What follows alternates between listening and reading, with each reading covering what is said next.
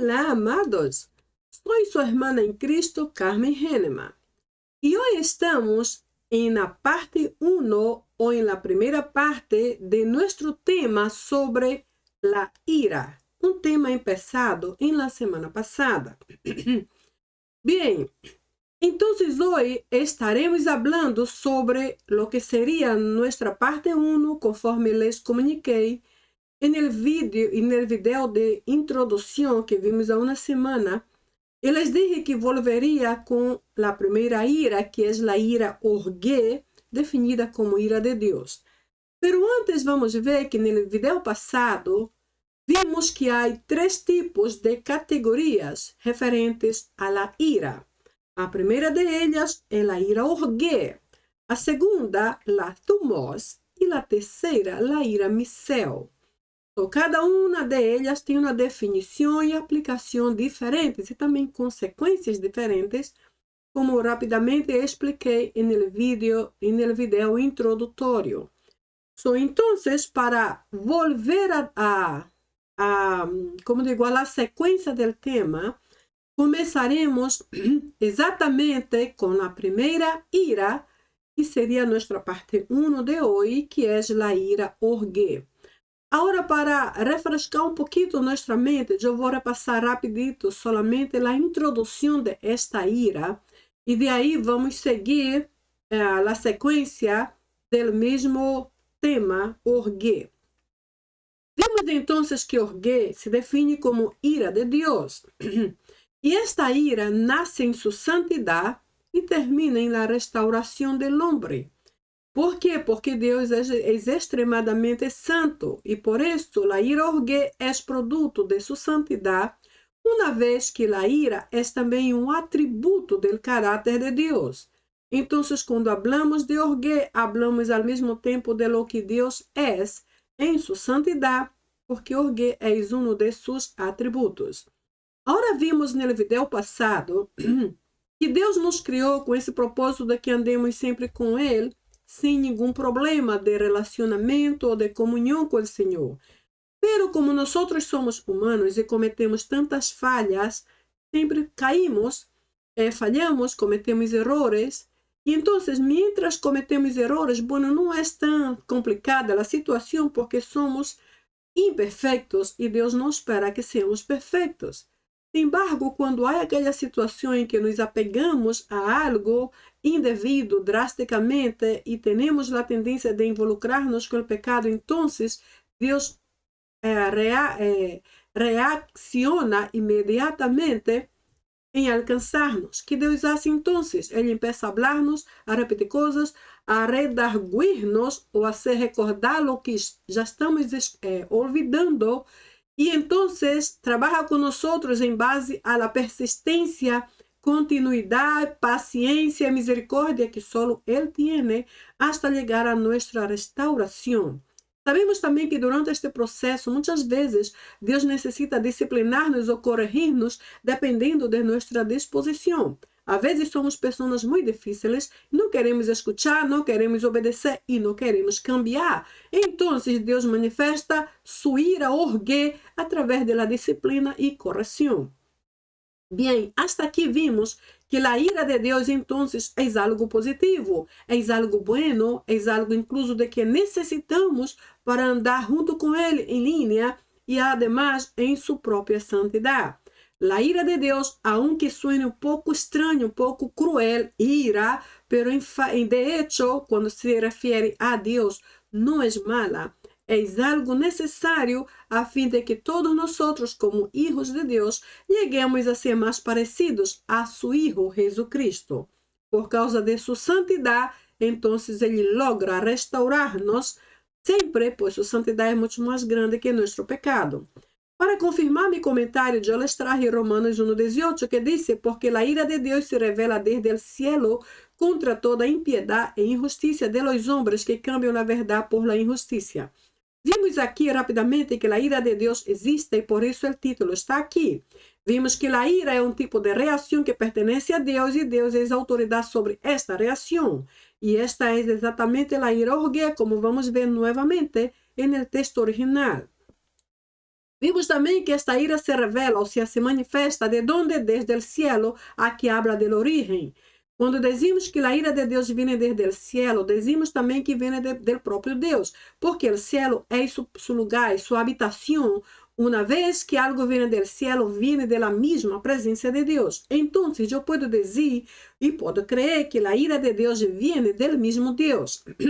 E hasta mais, que a ira de Deus é o mesmo Deus manifestando-se em meu alcance ou em tu alcance.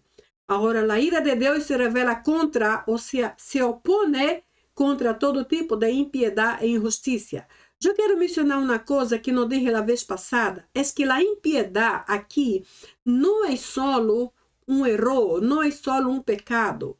O pecado é amar tolo, isto é pecado, amar tolos é o homem, é só um pecado. A impiedade aqui é mais que isto. Impiedade, iniquidade ou transgressão, essas três palavras significam amar lo que se hace de malo. O sea, es el amor al pecado. Esto es impiedade.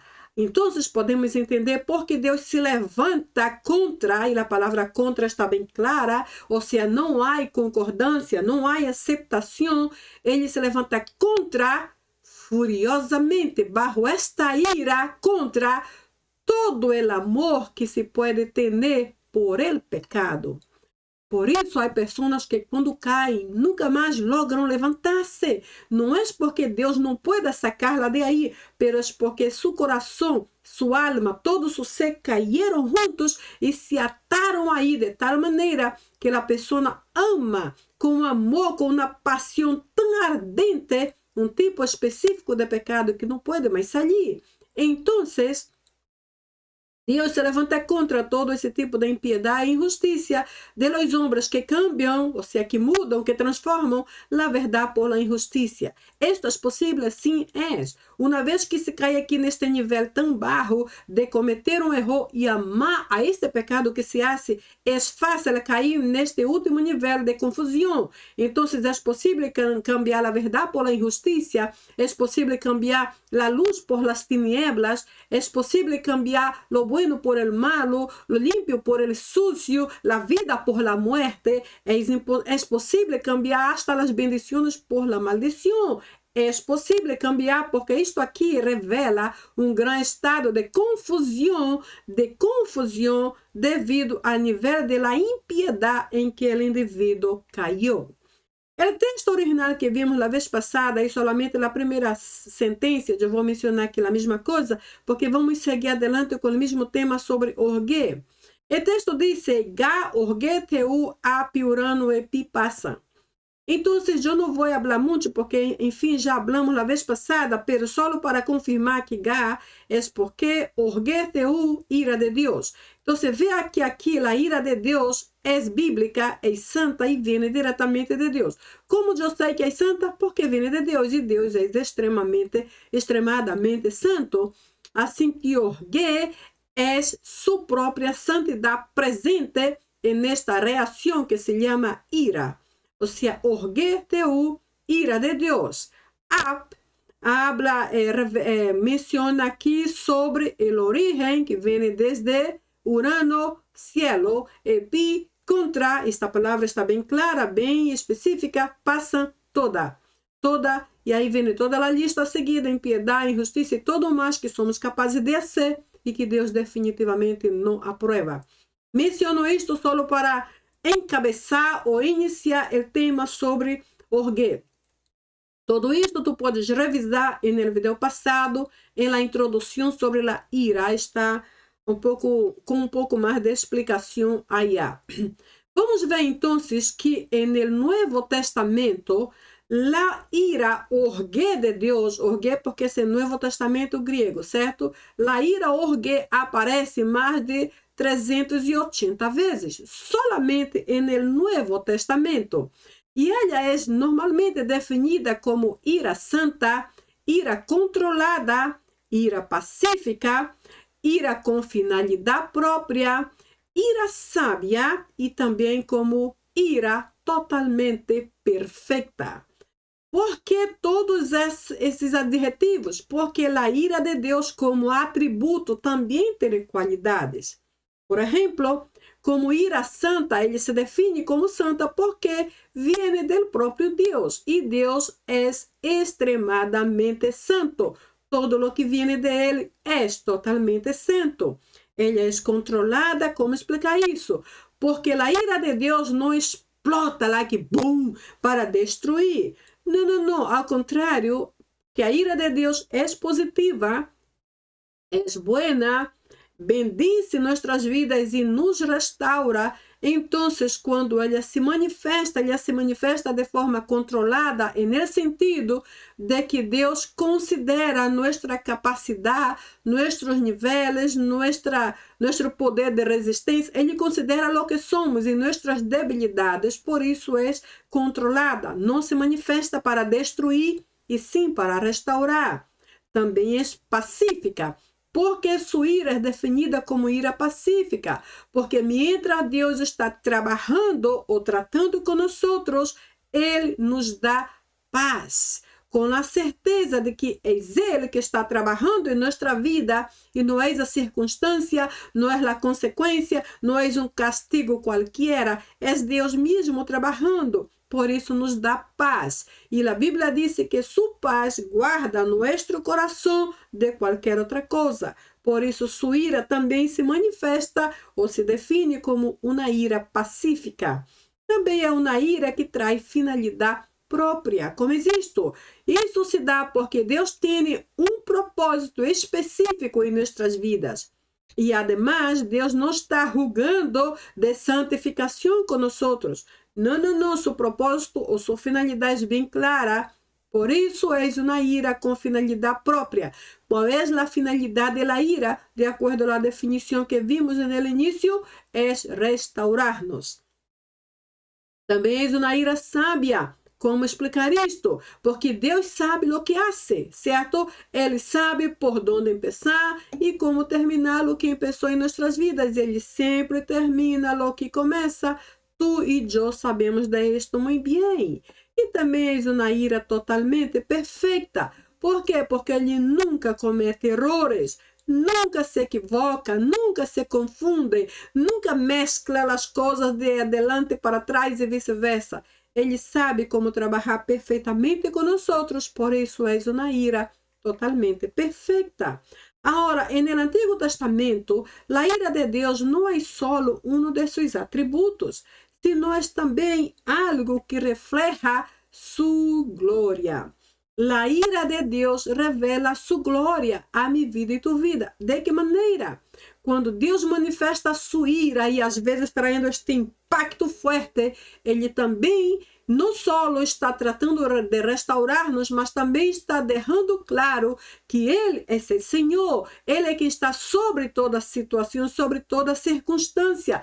Ele é o Rei de Reis e Senhor de Senhores. Por lo tanto, não importa qual seja nossa luta, nosso conflito, nossa tentação, a que tipo de pecado, o Senhor pode atuar em nosso favor e fazer o que sua ira orgue está destinada a ser, que é a restauração de nossas vidas. Assim que se tu hoje necessitas restaurar tus ânimos, tus forças, tu fé, se necessitas restaurar tu vida de integridade, se necessitas restaurar tu vida de santidade, se tu tens um vício, se tu tens um pecado secreto, um pecado oculto, Deus te pode restaurar, porque sua ira orgue camina em direção à restauração de nossas vidas. Assim afirma a definição de orgue. Todo o que temos que fazer é colocar no Senhor nossa confiança e deixar que Ele haga o restante, e tu sabes que isto funciona muito bem. Veremos então que a manifestação da ira de Deus se vê tanto no Antigo quanto no Novo Testamento. No Antigo, por exemplo, em Números 16, de 1 a 35, vimos esta situação aqui. Aqui nesse capítulo, miramos que Moisés e Arão estavam dirigindo, governando a nação de Israel. Pero de repente este homem aqui, chamado Coré, se levanta com uma soberbia muito terrível e ele decide conquistar uma quantidade de gente para opor-se a Moisés. E então começaram a instigar, a ofender, hasta blasfemar contra Moisés e seu chamado. Então começaram a dizer coisas como: quem te puso sobre nós como líder? Quem te chamou a ser o governador? Quem te hizo isto? Tu nos trajiste aqui para morrer, nos sacaste de um lugar onde havia muita comida, agora estamos aqui em pleno deserto, e quem te mandou a ser isso? E coisas assim.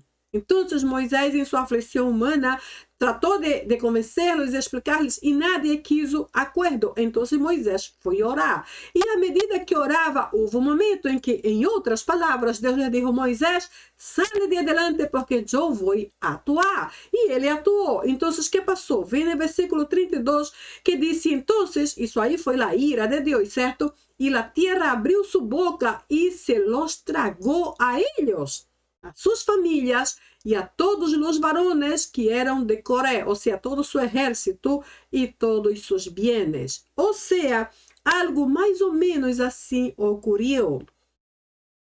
Estavam blasfemando contra Moisés e seu chamado, e esta foi a resposta para detener toda a sua arrogância e toda a sua atitude de oponência e resistência contra a liderança de Deus. Deus abriu a terra e toda a gente caiu aí, e em um segundo, bum, desapareceram. Porque Deus é um Deus zeloso. Vemos então que aqui no versículo 15 do mesmo capítulo, lemos assim: então Moisés se enojou em grande maneira. Esta palavra aqui, ou esta sentença, enojou de grande maneira, se converte em se irou. Ele sentiu ira, uma ira muito intensa, muito grande. E é esta ira que miramos aqui neste hebreu. E esta palavra é bem única porque habla de uma ira em aumentativo, em grande maneira, uma ira com muito impacto. E leemos então, e diusetes. Essa ira se manifesta como? Primeiro, é a ira que abomina al pecado. Você sabe que a abominação é uma coisa que deve ser parte de nossa vida quando se refere ao pecado. Se não abominamos, então aceitamos e hasta praticamos. Quando há essa atitude de abominação, rechazamos e deixamos isto bem lejos de nós, ou nós nos alejamos muito de allá. Então, a abominação é comum quando não aceitamos o pecado em nossa vida. Assim que esta ira é a ira que se manifestou, deixando claro que Deus abomina ou abominava ao pecado de Coré e de seus seguidores naquela situação. Também foi a ira que expressou desaprovação por lo que esses rebeldes estavam fazendo. Também foi a ira que deixou claro que Deus resiste a los soberbios, e esta foi exatamente a atitude de Coré. Ele abria a boca quantas vezes podia e dizia: quem te puso como líder?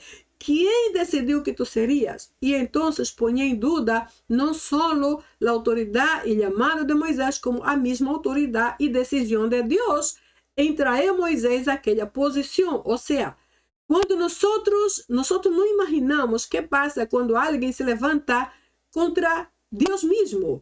Quando uma pessoa se levanta contra o que Deus está haciendo, esta pessoa se prepare para as consequências, a menos que se arrependa bem rápido, se humilhe e pida perdão, porque senão a consequência vai vir. E não é uma coisa bonita e linda de se ver. A consequência é realmente para deixar a los pedaços.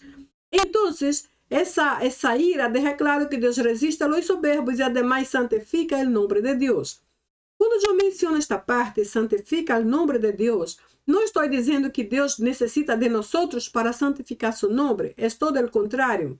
Essa expressão se refere a que devemos tomar o nome de Deus como já lo é, santo. Ou seja, não vamos santificá-lo, só vamos tomá-lo como em realidade já é, em outras palavras, santo. Então, esta situação foi no Antigo Testamento. Agora, no Novo Testamento, vemos a ira orgue, que é a mesma ira. Aqui em João, capítulo 2, a partir do versículo versículo 13 até o 25, vemos que sucedeu algo muito interessante aqui.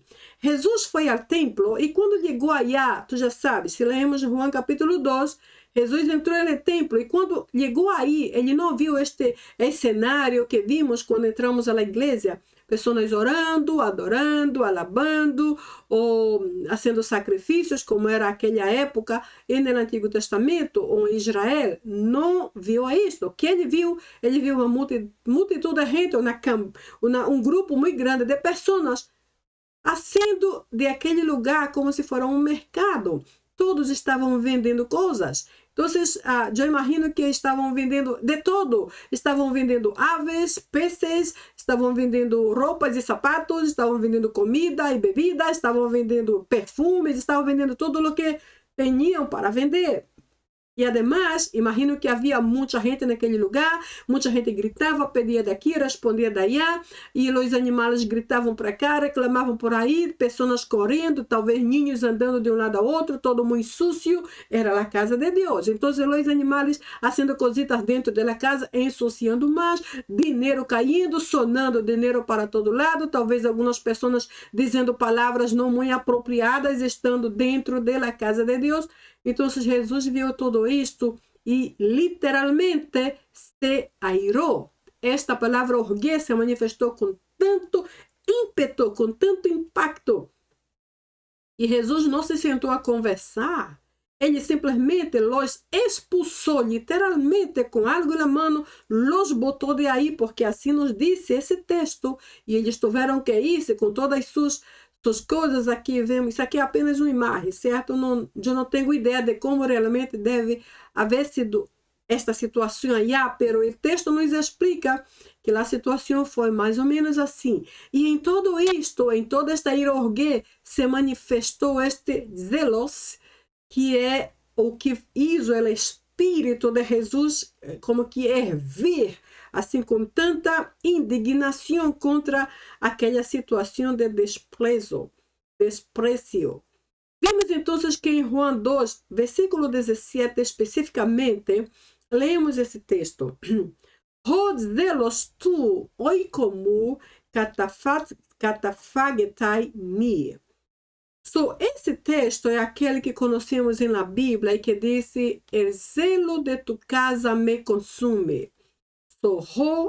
Celos, zelo, tu de oiku casa, tuya, de tu casa. Katafagetai, consume me consume a mim ou me consume. Agora esta palavra aqui, katafagetai, não só consumir, pero é também devorar. O texto estava dizendo, em outras palavras, o zelo de tu casa me devora. O zelo de tu casa me desgasta. Estou desgastado. Algo me está gastando, porque é muito o que veio aqui. Está devorando, desgastando a mim. Não foi Jesus que deu isso, porque em realidade eu vou ler o texto que está bem aqui delante de mim e que está em João 2,17, que diz: recordando-se então os discípulos, ou seja, os discípulos de Cristo, de que está escrito: el celo de tu casa me consume. El celo de tu casa me consume. Agora vamos ver que neste versículo há esta palavra zelos que tu estás vendo bem aqui, certo? Zelos é a palavra que trago aqui. O zelos que Jesus mencionou ou expressou aqui é este zelo que traz este fervor de espírito. Ou seja, fervor de espírito. Agora, por que fervor de espírito? Porque não há, quando abominamos a algo realmente, não podemos fazê-lo em base à carne, porque a carne é pecaminosa. Não podemos fazê-lo em base a emoções, porque são superficiais, são débeis, são confundidas. Não podemos fazer em base ao coração, porque é corrupto, diz a própria Bíblia. Ou seja, então a Bíblia menciona espírito. Ele fervor, esse ardor de dentro de Cristo se manifestou desde seu espírito. Vea bem, ¿por qué espíritu? Porque el espíritu del hombre, hablando de nosotros, es la parte más íntima y más pura de nuestro ser. Por eso en Romanos, en capítulo 8, la Biblia dice que el Espíritu de Dios testifica a nuestro espíritu que somos hijos de Dios. O sea, ese versículo no dice el Espíritu de Dios testifica a nuestra carne, no puede decir, porque nuestra carne es pecaminosa. No dice el Espíritu de Dios testifica a mis emociones, tampoco, porque las emociones son confundidas y son superficiales. No dice, por ejemplo, el Espíritu de Dios testifica a mi mente, tampoco, porque hay cosas que ni siquiera entendemos, pero dice, el Espíritu de Dios testifica a mi espíritu. Aquí un gran fervor del Espíritu de Cristo se manifestó y lo hizo reaccionar de esta forma. Además, el celos também trajo esse ardor em defender algo. Jesus estava defendendo a casa de seu padre. Mi casa será chamada casa de oração. Assim diz a palavra. Depois, este celo também se manifestou de forma desinteressada. Ou seja, não havia segundas intenções neste celo que Jesus expressava aqui. Era simplesmente proteger ou defender a casa de seu padre. E também este celos manifesta a fúria de la indignação por aquele pecado. Agora quero hacer uma referência aqui. Não é o pecado de fazer uma atividade na igreja. Eu sei que isto é comum entre muitas igrejas, vender algo para ajudar a algo na igreja. Há muitas igrejas que têm hasta uma espécie de pequeno restaurante em frente à igreja ou ao lado da igreja ou em um salão da igreja. Isso não é o pecado. O problema aqui é que isto foi toda a motivação da gente. Não se viu nada mais do que venda, venda e venda. Dinheiro, dinheiro e dinheiro. Comércio, comércio, comércio. Isto foi tudo o que se viu. Não é como as igrejas atuais, por exemplo, que mientras um grupo está vendendo allá para levantar fundos para a igreja, a congregação está no serviço, está na enseñança, está fazendo algo. Ou seja, o formato da igreja sigue com o detalhe de que um equipo está trabalhando para conseguir um pouco de dinheiro para fazer algo. Aqui todo foi diferente. Todo, absolutamente todo, era dinheiro e Jesus não tolerou. Houve isto que menciona aqui, indignação, e Jesus rechaçou fortemente, de maneira que nem sequer se pôs a conversar, não lhes perguntou nada. Ele agarrou algo, conforme diz a Bíblia, e los botou a la fuerza, e eu imagino que eram os animais volando, os outros gritando, dinheiro caindo, enfim, uma confusão total, porque isso não se pudo aceitar. Então, assim como no Antigo Testamento, a ira de Deus se manifestou daquela forma, através de Moisés, e Deus mesmo abrindo a terra para devorar os soberbios que estavam decididos a não cambiar. Da mesma forma, aqui, Jesus manifesta no Novo Testamento a mesma ira santa, orgulho de Deus, que é algo possível aún hoje. Então, aqui vem a minha primeira pergunta. Recuerda que no vídeo de introdução eu les dije que teníamos 4 perguntas. A primeira é porque existe a ira de Deus, e a outra é, será que podemos sentir a ira de Deus, algo assim. E as outras 2 são referentes a la ira del hombre e a ira de Satanás. Bem, eu tratarei de responder aqui o que se refere a la ira orgulho. Então, minha primeira pergunta é, podemos realmente sentir a ira de Deus? Que dizes tu? Quando eu digo sentir, eu digo manifestar. Não é sentir em minha vida, pero manifestar através de minha vida a ira de Deus. Tu crees que é possível sentir? Então, vamos ver. Eu creio que sim. Esta é minha opinião. Como posso dizer isto? Por exemplo, no Antigo Testamento, a parte daquela situação de Coré, aqui uma outra situação. Em primeiro livro de Samuel 17, a partir do verso 40, vimos como a ira que Davi sentiu lo hizo levantar-se contra o gigante Goliat, o filisteu, ele incircunciso, o filisteu como é definido, e lo matou. Por quê? Quem era esse gigante?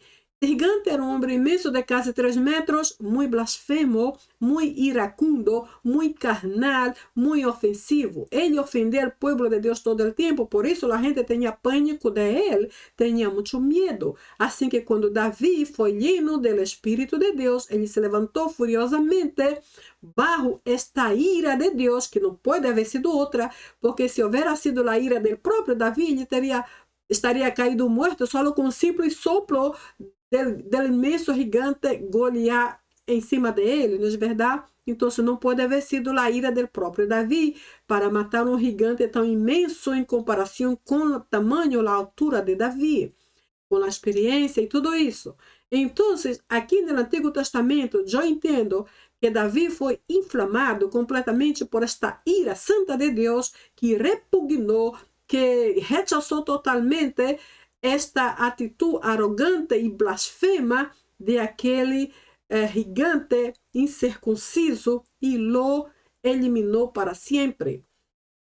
E no Novo Testamento também veio um outro caso, aqui na primeira carta aos Coríntios, capítulo 5, quando Pablo condenou a situação de incesto na igreja de Corinto. Sabemos que ali havia uma situação de um muchacho que vivia com sua madre ou com sua madrasta. O caso é que esta situação estuvo muito mal e de muito mal testemunho. Eu penso realmente, se foi sua madrasta, ¿por qué entonces la palabra incesto? Porque para que sea un incesto, tiene que ser de la misma línea consanguínea, de la misma familia. O sea, una madrasta no es exatamente un miembro consanguíneo de la familia. Puede haber sido, depende também da cultura, como era definido, como era considerado. De repente foi um caso assim, mais simples de lo que eu penso. O caso é que Pablo considerou aquilo um grande pecado e ele foi ao encontro dessas duas pessoas que não puedo chamar de pareja, bueno, pero foi falar com eles e possivelmente, não sei como se deu a conversação, porque não leemos sobre isto, pero lo que se entiende é que al final Pablo dijo algo assim: se ustedes não cambiam, los entrego nas manos de Satanás. Então, vimos que na segunda carta a los Coríntios já houve uma restauração e a situação parece-me que foi arreglada aí, entre a primeira e a segunda carta. O caso é que o que hizo Pablo levantar-se indignadamente contra esta situação de pecado na igreja. Que foi que lo motivou a isto? Foi sua própria ira? Não creio, porque Pablo também não era perfeito. Ele mesmo reclamava de suas próprias falhas, quando dizia, por exemplo, lo que quero não hago, e lo que hago, lo que quero não hago, e lo que não quero estou sempre haciendo. Miserável homem que sou, quem me livrará deste corpo de morte? Você já conhece esse texto? Então, Pablo também tinha suas próprias lutas personais. De tal maneira que eu não creio que foi a ira humana, que foi a ira de Pablo, que lo levou a solucionar este grande problema. Grande por a dimensão e também porque já estava aparentemente muito tempo ali e nadie hacía nada para arreglar a situação. Então, eu creio que assim como no Antigo Testamento e no Novo, a ira santa de Deus inflamou a este homem e lo levantou com tal autoridade que pudo arreglar o problema. Então, eu pergunto aqui, que mais podiam fazer para reaccionar em defesa do nome de Deus? Me refiro aqui a Davi. Davi se levantou contra o gigante Goliat, defendendo o nome de Deus e o povo de Deus. Pablo, a igreja de Cristo, senão a abominação por el pecado. O sea, que lo hizo Davi no Antigo Testamento e Pablo no Novo, senão a abominação por el pecado que eles estavam enfrentando naquela situação. Então, para que ambos pudieran enfrentar tales situações que foram em si gigantescas, ambos tinham que estar inflamados totalmente com a mesma ira de Deus, por el hecho de que aborrecieron aquele pecado. Pelo contrário, habrían estado de acordo com ele. Então, não teria funcionado. O resultado não habría sido positivo se eles houveram concordado com tais situações. Então, eu creio que tanto Davi quanto Pablo estiveram llenos de la ira santa de Dios a ponto de abominar, de rechazar, de repugnar el pecado, tanto em um caso quanto en el outro, e aniquilar el pecado de la situação em que estavam. Vemos também que o mesmo hebreu do Antigo Testamento concorda que a ira tem todos esses aspectos. A diferença é que em hebreu, eu penso que há muito mais variedade de vocabulário referente à ira que em grego. Por exemplo, em hebreu existem diferentes palavras que definem diferentes aspectos da mesma ira. Por exemplo, esta primeira ira aqui é a ira Aleskafeisen. Aleskafeisen é a ira definida como cruel, ou seja, é a ira cruel. Não que seja cruel, porque a ira de Deus, como já vimos, não é mala, não é negativa, não é destrutiva hacia el hombre, destruye el pecado, no a nosotros. Es una ira que obra poderosamente, con mucho impacto, con mucha fuerza de impacto, pero para restauración, assim como já vimos allá en el inicio, en el primer slide, e também vimos en el video de introducción. Pero esta ira é definida como cruel solamente por causa de sua intensidade, porque mostra uma intensidade semelhante ao impacto da crueldade. A crueldade em si é algo malo e muito grotesco e muito feroz. So, o impacto da crueldade é associada ao impacto desta ira, a les que fazem, que é um dos aspectos da ira de Deus.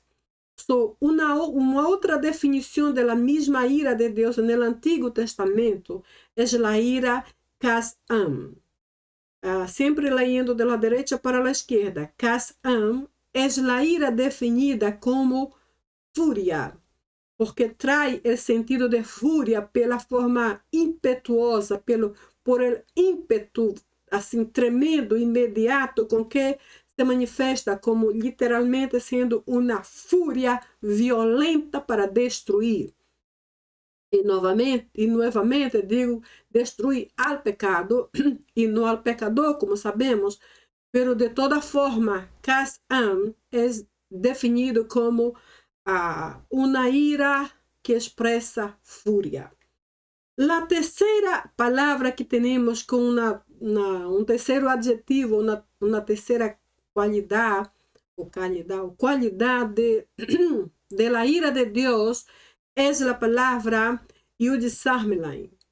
Esta palavra aqui é a palavra que se define como disciplina.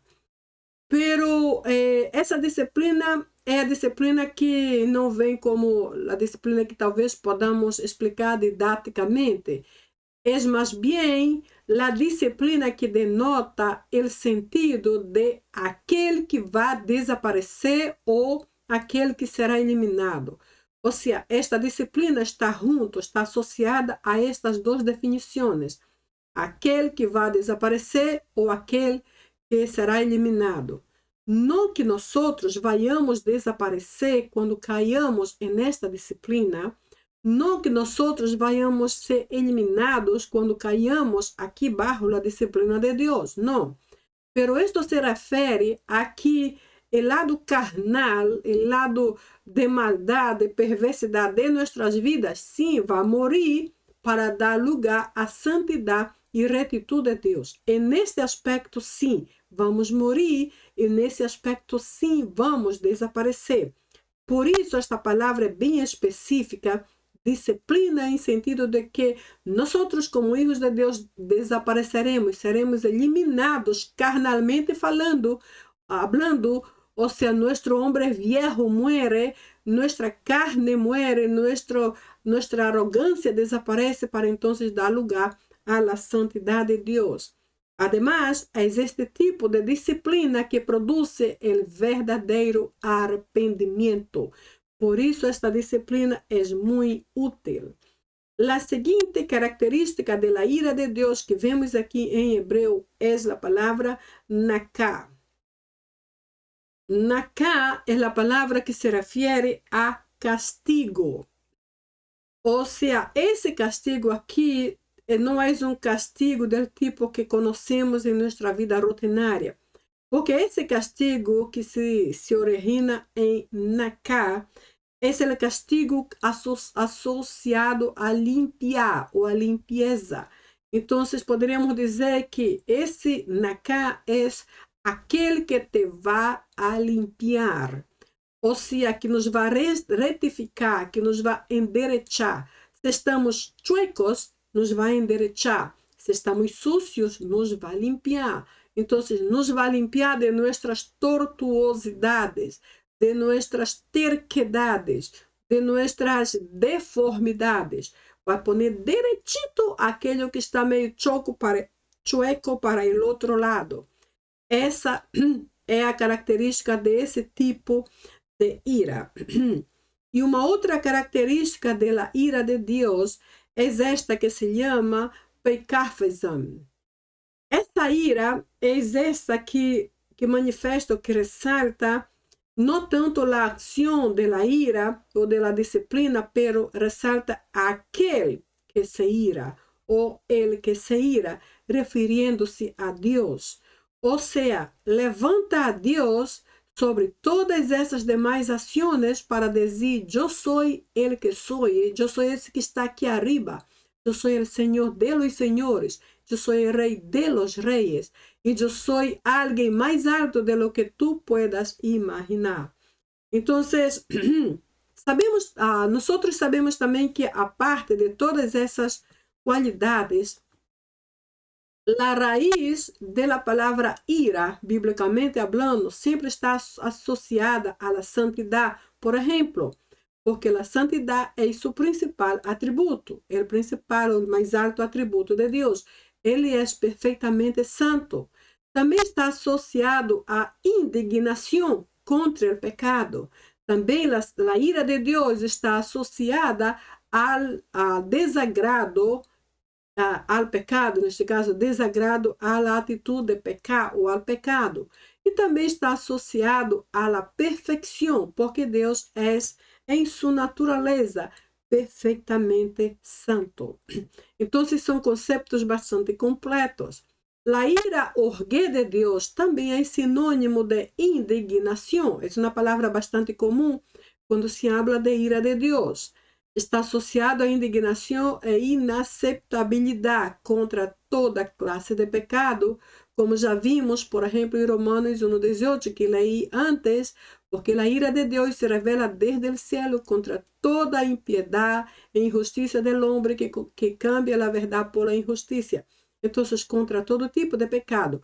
Pero eu quero mencionar especificamente alguns aspectos que mais ofendem a Deus em nosso andar diário. Por exemplo, Deus repugna a incredulidade.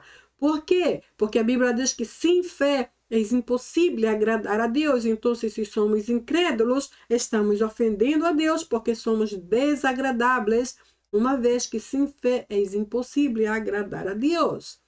A hipocrisia. A hipocrisia é outra coisa muito ofensiva ao caráter santo de Deus.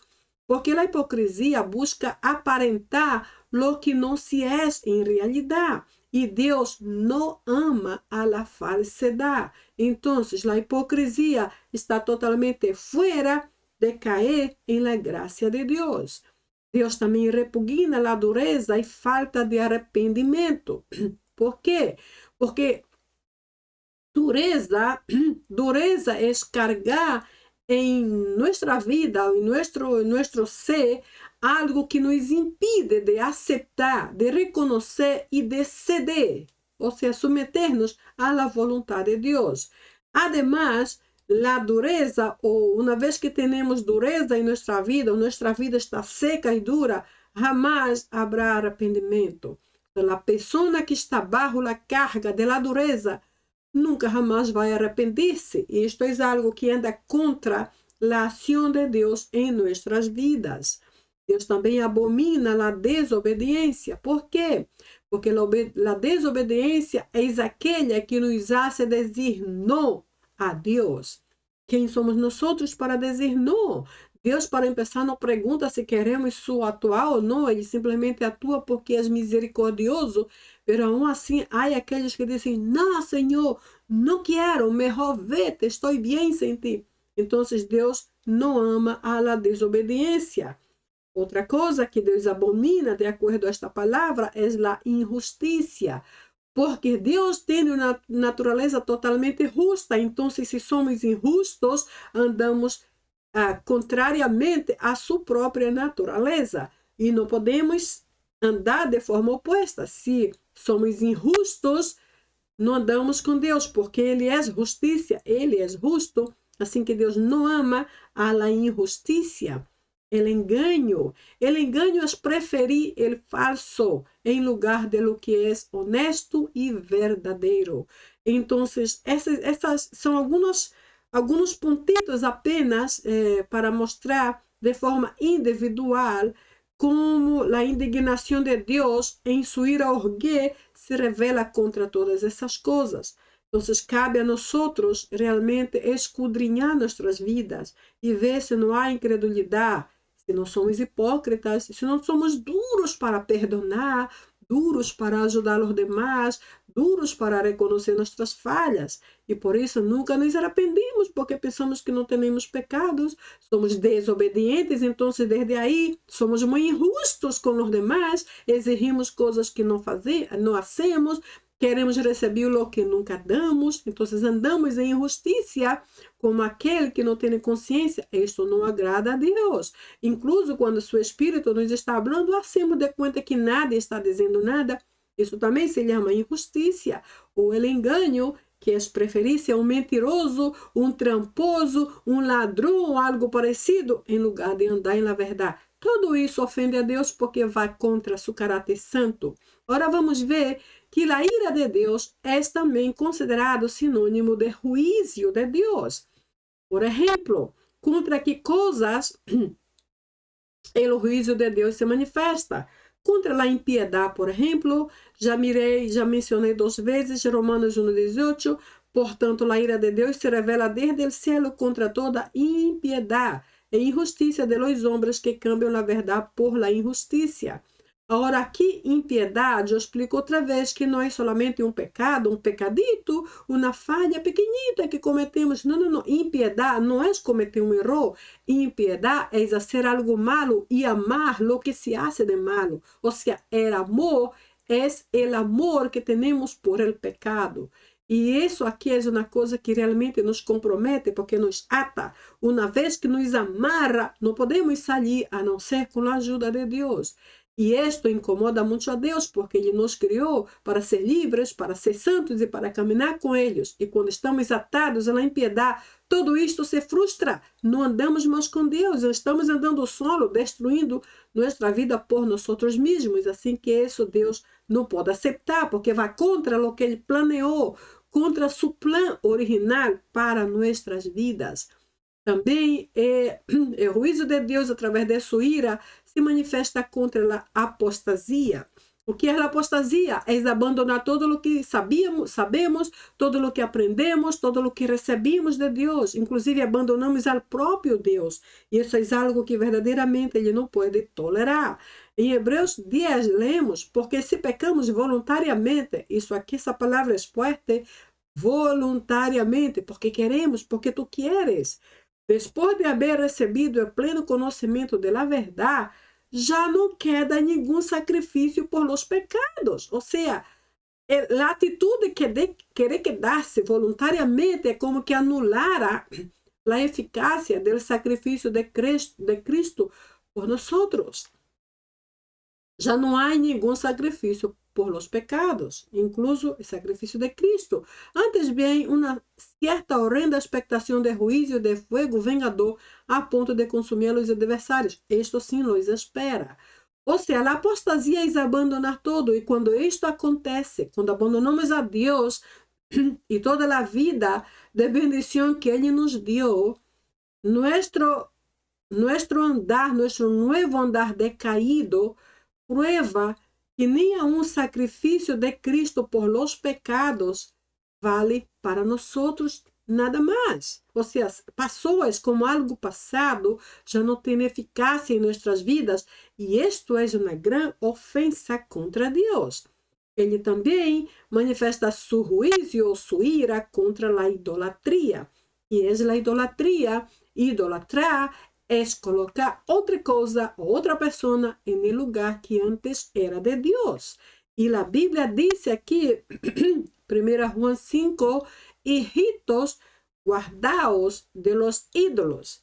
E quando hablamos aqui de ídolos, não devemos pensar apenas que se trata de um ídolo, de uma imagem, ou de um ángel, de um santo, algo parecido, porque o ídolo em si pode ser qualquer outra coisa que tome lugar de Deus em nossas vidas. Pode ser tu família, pode ser o dinheiro, pode ser tu auto novo, pode ser tu profissão, pode ser tu mesmo, inclusive. Há pessoas que se amam tanto, tanto, tanto, que vivem aisladas de todo, nada e querem estar cerca, porque são pessoas muito raras, que parece que não veem nada, apesar de que pensam que veem todo. Então, o ídolo é aquilo que toma o lugar de Deus em nossa vida, que atrai mais nossa atenção, que nos hace enfocar mais de lo que en las cosas de nuestro Dios. La ira de Deus, o su juicio, também se manifesta contra aqueles que se opõem ao evangelho e à salvação de outros. Aqui, 1 Tessalonicenses 2, leemos hasta el punto de proibirnos hablar a los gentiles para que sean salvos ou para que se salven. Aqui é Pablo hablando, enfrentou lutas e obstáculos com aqueles que não queriam deixá-los passar para predicar o evangelho e salvar a outros. Pero la ira certamente está sobre eles. Ou seja, esta ira, em termos de consequência, ou la ira venidera, já está esperando-los por causa dessa atitude. Incluso a Bíblia diz que não devemos condenar-nos por aquilo que hacemos ou aprovamos os demais de hacerem. Se nós somos obstáculos para os demais, temos um grande problema. E quando é que podemos ser obstáculos para que outros não sejam salvos, irmãos? Não é só falando com palavras, não é só ensinando coisas erradas, não, não, não. Também somos obstáculos com nosso próprio testemunho. Por exemplo, ¿por que tu família não vem a Cristo? ¿Não será que tu testemunho não está bem? Tu conduta, tu caráter, tus palavras, que será que andas hablando? Há cristianos, por exemplo, que llamam muitas palavras sucias, há outros que mentem todo o tempo, há outros que são muito tramposos, há cristianos terríveis que dão um testemunho muito difícil. Então, os demais que não conhecem a Cristo dizem, eu não quero ir à tua igreja, eu não quero ir conhecer a tu Deus, porque os teres que vivem metidos na igreja fazem isto. E outro dia eu escutei um testemunho tão terrível que eu chamo de testemunho, porque esta pessoa disse, eu não vou à tua igreja, porque o pastor que era de allá, ele está em adultério, ele está com outra pessoa quando tem uma família. E começou a falar toda a vida da pessoa que eu nem sabia. E eu disse, bueno, como vou convencer esta pessoa que agora ele não tem que mirar a pessoa que cometeu o erro? Todos vão falhar, este foi hoje, talvez amanhã vai ser outro. Pero Deus jamais falha. Pero o caso é que nós podemos impedir pessoas de serem salvas por nossa mala conduta, por nosso mal caráter, por nossos malos hábitos, por nossas mentiras, por nossa atitude de nunca querer pagar as deudas. Pedimos coisas emprestadas e nunca devolvemos, ou alguém compra para nós e nunca les pagamos. Eis um testemunho horrível. E isto vai contra a santidade de Deus e avergüenza o nome de Deus, e avergüenza sua palavra, avergüenza sua casa, avergüenza seu nome e destrui muita coisa. A Bíblia diz que se não cambiamos, a ira nos esperará aqui del juízo. E eu me refiro agora a esta ira venidera, quando allá no final, na eternidade, muitos irão ao cielo e outros ao inferno, lamentavelmente, porque não levaram em sério esta parte do texto e não pensaram que era para eles. Que Deus nos ajude a observar esses detalhes e mudar, e não ser como esses que nunca escutaram de Deus, porque não seremos realmente inocentes. Agora, apesar de que a ira de Deus suena como algo fuerte, cruel, impactante. Y de todo el contrario, tú ya sabes, ¿cierto? La ira de Dios es positiva, es para bendición y para nuestra restauración. Por eso hay aquí una parte que me gusta mucho y que son los atributos de la ira. Si la ira tiene atributos, entonces la ira es algo bueno. Veremos entonces, en cuanto a su acción en nuestras vidas, la ira es justa, es lenta, es misericordiosa, es compasiva, es asaz benigna. Ou seja, essas qualidades aqui são simples. Pero por que puedo dizer que a ira de Deus é justa? Porque se baseia na justiça de Deus, certo? Então, não pode ser injusta. A ira é lenta porque Deus sempre nos dá tempo para pensar, para considerar, para decidir e decidir cambiar. Ele sempre nos dá tempo. Deus não vem em cima de nós rapidito quando cometemos o erro. Não, Ele nos dá tempo para pensar, evaluar, ver nossas vidas e reconhecer nosso erro. Ele nos dá tempo. É misericordiosa por quê? Porque considera nosso lado frágil, nosso lado débil, nosso lado limitado e também nosso lado necessitado de Deus, esse lado que carece mais de Deus. Também esta ira é uma ira compassiva. Por quê? Porque Deus sempre se coloca em nosso lugar e entende nossos conflitos e lutas personais. É um poderoso atributo da ira de Deus e, además, é asaz benigna. Não sei se conheces esta palavra asaz. Eu encontro em uma versão mais assim aproximada ao original, e a palavra asaz expressa aumentativo, ele é aumentativo de alguma coisa. Como na qualidade que é benignidade, então, el asaz aqui em frente desta palavra diz que é abundantemente benigna, grandemente benigna, infinitamente benigna, ou seja, é asaz benigna. Porque a ira de Deus é asaz benigna, porque sempre toma nosso lugar e chega incluso a sentir nosso dolor. Por todas essas qualidades, a ira de Deus é muito buena e deve ser parte de nossa vida. Vemos que em Salmo 103 lemos: ó Senhor, isso é uma oração, haz justiça e juzga a todos os oprimidos. Misericordioso e compassivo és el Senhor, lento para a ira e muito bondadoso. Ou seja, aquela palavra muito bondadoso é asaz benigno. Certo? Muito bondadoso, abundantemente bondadoso. Este versículo aqui confirma todas as qualidades ou atributos de la ira enquanto a sua ação.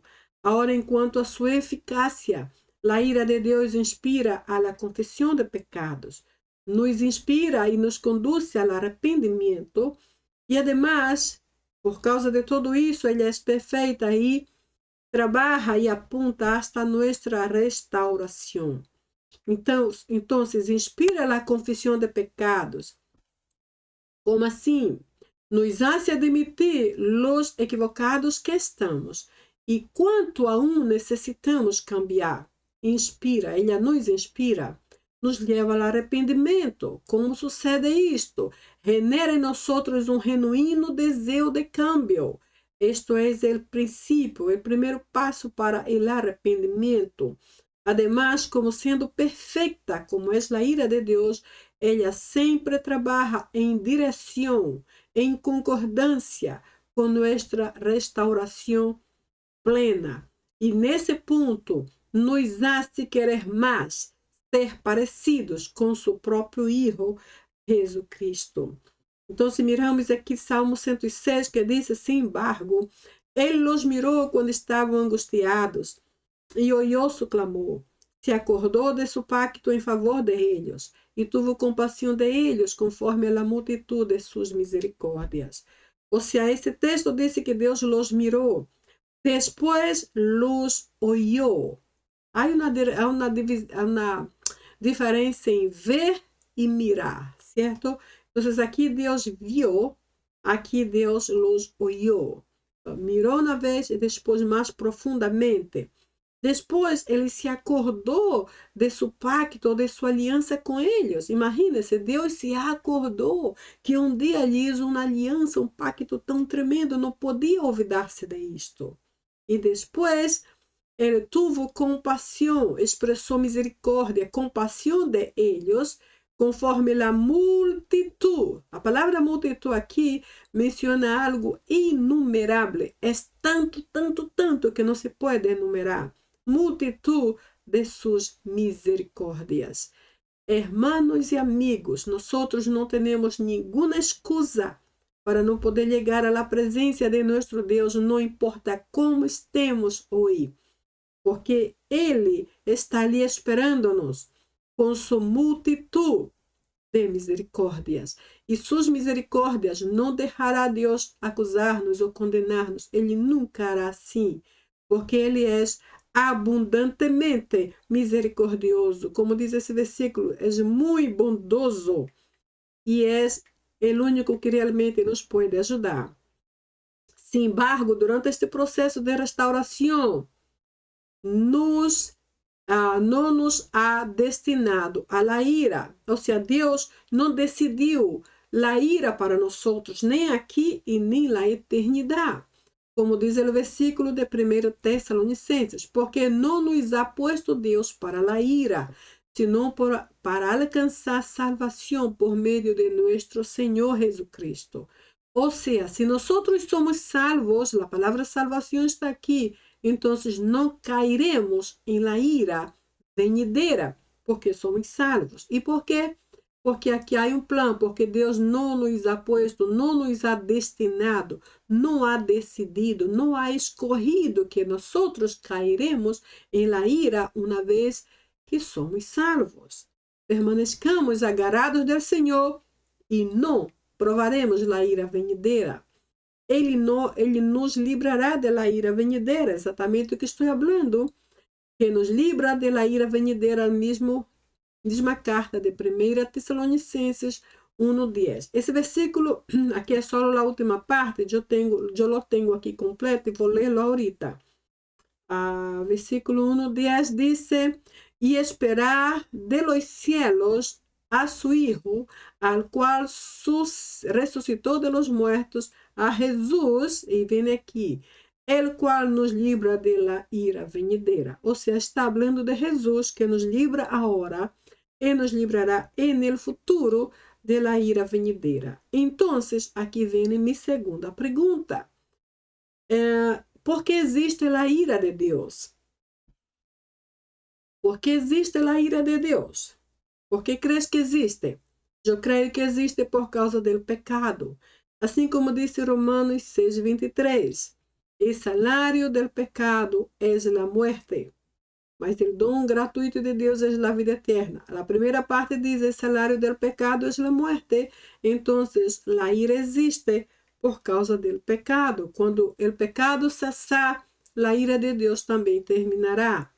E no Antigo Testamento, a rebelião de Coré, como vimos anteriormente em Números 16, a partir do versículo 1, quando Coré e todo o seu exército de rebeldes foram engolidos, foram tragados por el mismo suelo, por la misma tierra, devido a que abriram a boca e começaram a blasfemar contra Deus e sua autoridade.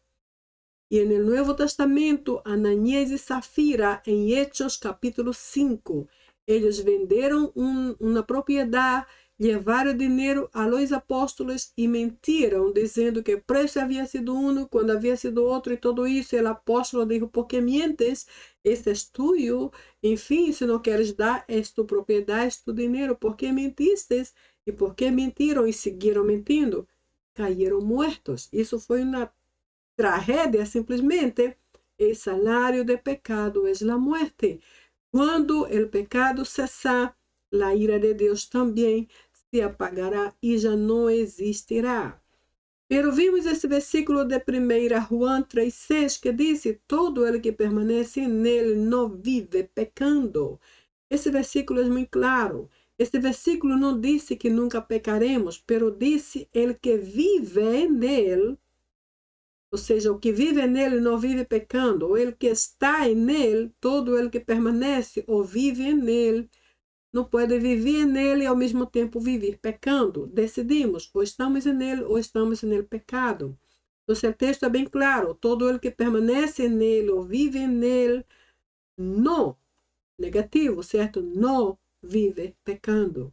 Então, se nós estamos atados ao pecado, a qualquer que seja o pecado, por alguma razão, necessitamos reevaluar nossas vidas e ver que está errado. Não é a palavra de Deus, mas possivelmente algo em nossa vida necessita ser reconsiderado e sanado para nosso próprio bem. Enquanto a nós, que significa o seguinte texto: airaos e não pequeis. Não se ponga o sol sobre vuestra ira. Right? Certo? Não se ponga o sol sobre vuestra ira. Efésios 4, 26. Então, vamos ver o texto em original. Orgizeste caime hamartanete. Ho helios me epidetu epi parorgismo homum. Então, aqui vimos que a palavra ira aparece 2 vezes. Airaos, bem aqui adelante, orgizeste, e ao final, ira, bem aqui. A coisa primeira é que vamos ver aqui. O versículo em espanhol diz airaos e não pequeis. Agora eu digo, estamos falando contra a ira, certo? Como é que este versículo diz isto? Airaos e não pequeis. Por que empieza dizendo hagam isto? Por que será? Será que a Bíblia se contradice? Será que há uma confusão de mensagens aqui? O que passou para que o texto empiece dizendo, parece hasta que está animando a nós a irar-nos, right? Certo? Então, vamos ver aqui, entendemos isto quando vamos para o original. O original, se tu vês bem, a primeira palavra é exatamente a palavra orgue, que é a ira santa de Deus. Aqui só está hasta a letra gama, esse aqui é um ro, esse aqui é um ômicron, ro e gama. Aqui já está diferente, porque em grego, a palavra é substantivo ira, está junto com a segunda pessoa do plural, que é vosotros. Aqui, este. Então, está junto iraos. Irá é a primeira palavra. E os, que se refere a vosotros, está bem aqui segunda do plural. Aqui está junto e aqui também. Pero vimos que essas 3 letritas aqui mostram a raiz da palavra orgue, que é a palavra, que é a ira santa. Por esta razão, quando o texto espanhol diz airaos e não pequeis, se colocamos o texto em outra posição, leemos: tu puedes airarte e não pecarás. Ponto. Claro, se eu me airo, se eu tenho a ira, ou siento a ira orgue, não será um pecado, porque será aquela mesma reação de ira que tuvo Jesus no templo, ou Moisés no deserto, quando orou e intercedeu por aquela gente, aunque morreram, ou Davi frente a gigante Golias, ou com Pablo frente a aqueles que estavam na igreja em pecado e tudo isso. Então, eles trataram fortemente, pero eliminaram o mal de delante de si mesmos. Então, aqui é compreensível pensar que sim, podemos airar-nos, porque isso aqui é uma afirmativa, airaos, ustedes podem airar-se e não pecarão. Porque a ira é a ira santa, então esta ira não se converterá em pecado. A mesma ira, vemos terminando o texto. Aqui está a ira orgue, ômicron, ro e gama, bem aqui. Então, é a mesma ira que termina o versículo. Irás no pequeis, não se ponga sol sobre vuestra ira. Então, hermanos, eu termino este comentário desse versículo perguntando: ¿es este texto um conselho? Que pensas tu? Irás e não pequeis. ¿Es isto um conselho?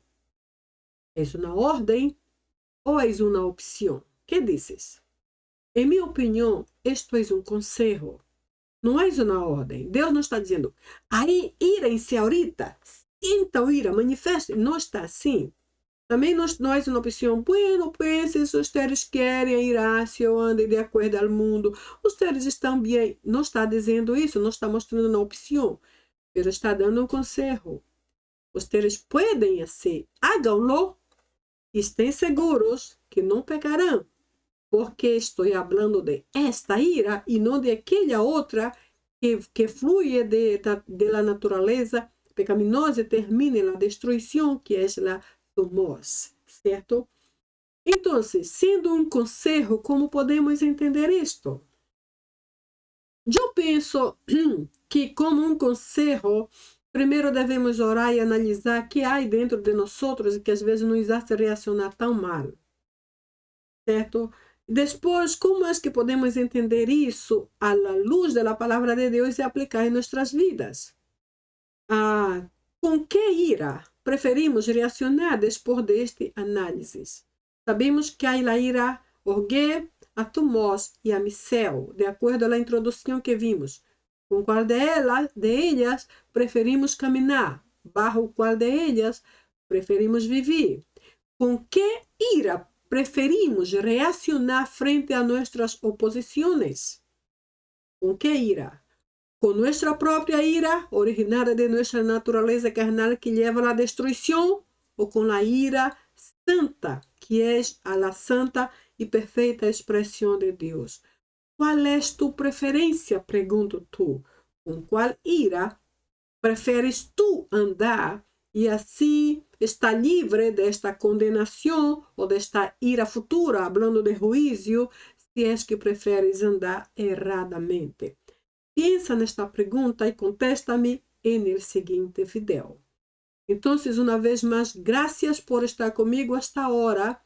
E, por favor, não olvides que isto é uma sequência do mesmo tema. Hoje estamos na primeira ira orgue. E na próxima semana, então, depois dessa, vendremos para a ira tumos, que também será a seguinte parte. Bueno, eu estou aprendendo muito com este tema sobre a ira. Eu não sei tu, pero para confirmá-lo, por favor, vem outra vez estar aqui, porque espero ver-te no próximo vídeo. Ok? Que Deus te bendiga muitíssimo. Bye, bye.